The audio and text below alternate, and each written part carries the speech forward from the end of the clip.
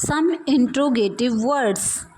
क्या आप जानते हैं इंट्रोगेटिव वर्ड अगर सेंटेंस की स्टार्टिंग में आता है, शुरुआत में आता है, तो इसका अर्थ अलग होता है। अगर वाक्य के सेंटेंस के बीच में आता है तो इसका अर्थ डिफरेंट होता है। ऐसे में अगर हम इस डिफरेंट को नहीं जानते हैं तो हमें ट्रांसलेट करने में, राइटिंग करने में या स्पोकन करने में बड़ा ही डिफिकल्टी होता है। तो आज के वीडियो में हम कुछ एग्जाम्पल्स के साथ ऐसे ही वर्ड्स को सीखेंगे। Okay, so let's start. My first word is who. My first word is who. Who co who अगर स्टार्टिंग में आता है तो इसका अर्थ होता है कौन या किसने। अगर वाक्य के स्टार्टिंग में आता है तो इसका अर्थ होता है कौन या किसने। और अगर वाक्य के बीच में आता है तो इसका अर्थ क्या हो जाता है, जो कि, जिसने, जिसको। अगर हु वाक्य के बीच में आता है तो इसका अर्थ हो जाता है जो कि, जिसने और जिसको। Next is whom। whom अगर वाक्य के सेंटेंस के स्टार्टिंग में आता है तो इसका अर्थ होता है किसको। और अगर whom वाक्य के सेंटेंस के बीच में आता है तो इसका अर्थ हो जाता है जिसको, जिसके, जिसकी, जैसे सब अर्थ निकल के आते हैं। whose का अर्थ होता है किसका, किसकी, किसके। ओके, अगर whose स्टार्टिंग में आता है तो इसका अर्थ होता है किसका, किसकी, किसने। और अगर यह वाक्य के बीच में आता है तो इसका अर्थ होता है जिसका, जिसकी, जिसके। What. Next is what. What अगर स्टार्टिंग में आता है, सेंटेंस के स्टार्टिंग में आता है तो इसका अर्थ होता है क्या। लेकिन अगर सेंटेंस के बीच में आता है तो इसका अर्थ होता है जो कुछ। वेयर। वेयर का अर्थ होता है कहाँ। अगर स्टार्टिंग में आता है, सेंटेंस के स्टार्टिंग में आता है तो इसका अर्थ होता है कहाँ। लेकिन अगर सेंटेंस के बीच में आता है तो इसका अर्थ होता है जहाँ।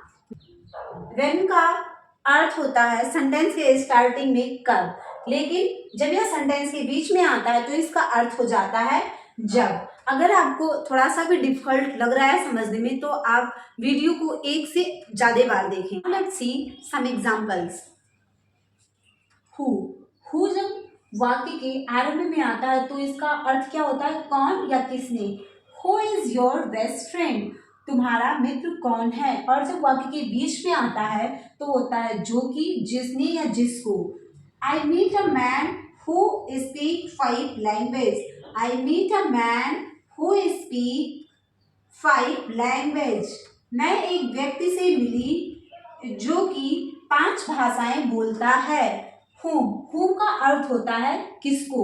वाक्य के आरंभ में आए तो क्या अर्थ होता है किसको। whom are you meet today, तुम आज किसको मिल रहे हो।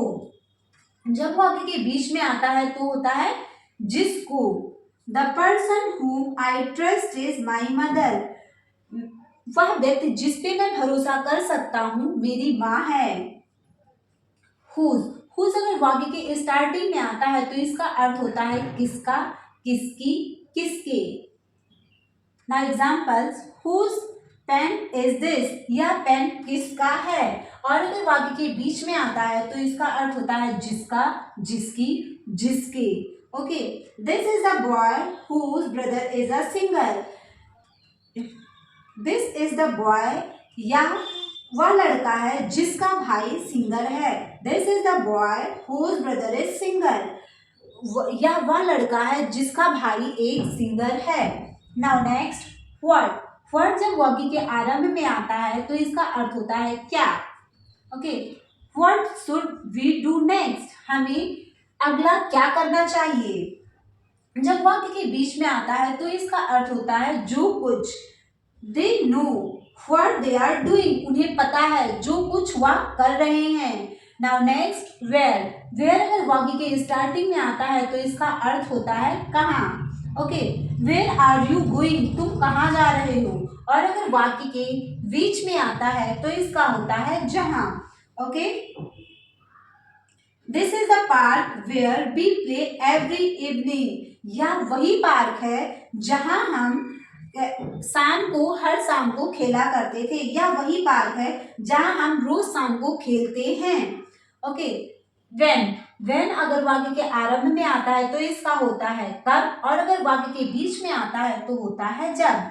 व्हेन डिड यू कॉल मी, तुमने मुझे कब कॉल किया था। नाउ व्हेन अगर वाक्य के आरंभ में आता है तो होता है कब। व्हेन डिड यू कॉल मी, तुमने मुझे कब कॉल किया था। अगर वाक्य के बीच में आता है तो होता है जब। Tell me when you reach the station, मुझे बताओ जब तुम स्टेशन पे पहुंचो।